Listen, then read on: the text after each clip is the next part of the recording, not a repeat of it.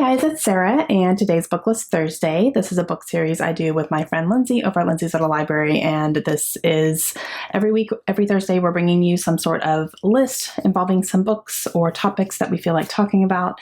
And today we have a long weekend coming up. So this is Memorial Day weekend for the US. So usually people have at least 3 days, sometimes 4, off for the weekend. So we thought we would show you some books that you can easily read over a long weekend. So if you're looking for something to read this weekend, something that can be quick and you can just get lost in and you can easily read it over 3 days, these are some of our suggestions for that. The first one I want to suggest is one that I actually just finished, and that is Beach Read by Emily Henry. And oh my goodness, did I love this book. This is a very quick read. I read it really quickly, and I think I read it in 3 days, and I just could not put it down. And I thought about this book for so long. It follows 2 authors who end up living next door to each other on a lake, and they're both they're kind of considered rivals, I guess you could say, even though they write in different genres. So our female, she writes contemporary, like, romance books. The male writes literary fiction. And so they definitely have those preconceived notions of each other. You know, she thinks he looks down his nose at other people, and he's very pretentious. He gets taken more seriously because he writes, more deep, in-depth fiction with, all these undertones and blah, blah, blah. He thinks that she kind of takes the easy route and always has a happily ever after, which isn't realistic for him. So they write in different genres. They both find themselves in writing slumps, and they're having a hard time with what they are trying to write, and they both have deadlines for their publishers. And they start talking, and they both realize that they're kind of having a hard time. And so they come up with a deal where they're going to write a book in each other's genre and see if that can push them out of their comfort zone, see if it can give them some more creativity, and see how that goes. And then they have a little bet that goes along with it.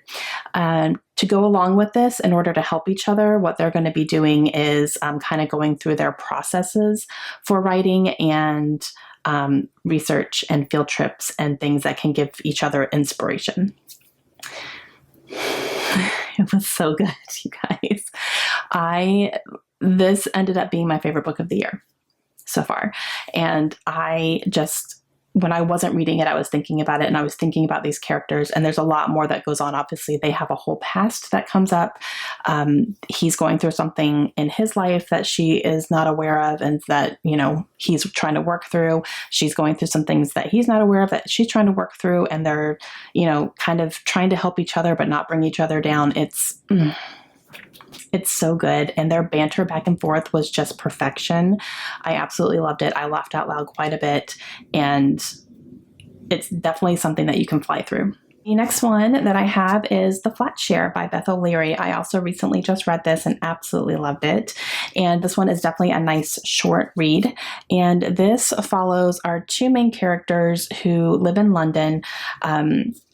Our female is trying to find a place to live, and she had just gone through a pretty bad breakup, and she's trying to find a place to live now. She's having a hard time.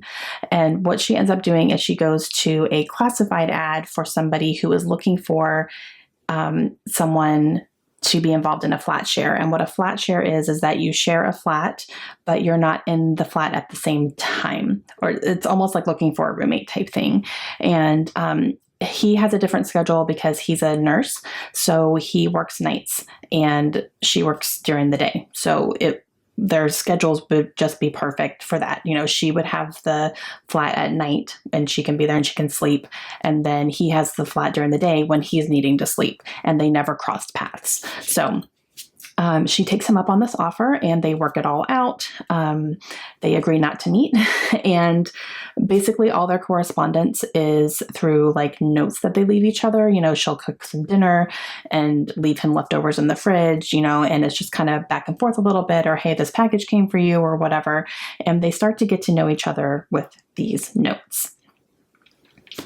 And it was adorable. And I absolutely loved our male character, Leon. I loved him so much. He was so adorable, one of my new favorites. And it was so cute, and a lot more happens in here than I was expecting, which is great. And yeah, I loved every minute of it. So definitely a short, quick read, and you'll probably fly through it. The next one I have, you might not believe me at first, but that's Illuminate by Amy Kaufman and Jay Kristoff, because this is over 500 pages, but this is also told in transcripts. So very easy and quick to get through. Some pages only have stuff like this. Some pages don't have any words on it at all. Transcripts, texts, emails, stuff like that. So it looks really big and really long, but it goes so quickly. I read this in 2 days. Easily, almost 2 sittings. So this one is a science fiction. It's young adult, and it follows our 2 main characters who actually start out the book breaking up. They were in a romantic relationship and then they broke up. And then the planet that they are living on gets invaded and gets attacked. So they have to run and find shelter. They end up on different ships that take them out to space to safety. And there are some things that are happening in here that makes them both realize, I think we are being under attack right now. I don't think we are safe in any ship that has taken them to safety. There's actually a pandemic in here as well. So if you're looking for a pandemic book, this could definitely qualify for that, because there's some sort of weird illness happening that they think has been initiated, and it's something that takes over people's bodies and makes them crazy. And it's very scary. So that happens in here, and they're communicating back and forth. They figure out how to communicate between spaceships to try to figure out how to save everybody. And it was fantastic. I highly recommend listening to the audiobook while you read this as well. Listen to the audiobook, flip through the pages as it's going. It's such a great experience, and you can definitely fly through this one. Another one that I read through really quickly is Salt to the Sea by Ruta Sepetys. Now, this is a young adult historical fiction, and this is set in World War II. So if you like historical fiction and you haven't read this one yet, definitely recommend it. And it's a very quick read, because Ruta Sepetys' books has very short chapters. So these chapters are like 2-3 pages each, literally. And you're going back and forth between, I think, 5 different characters. So you're getting a bunch of different perspectives, and, each one is a new one. And this one follows a group of people who meet as they are traveling to try to get to safety, and they're going to go on this boat.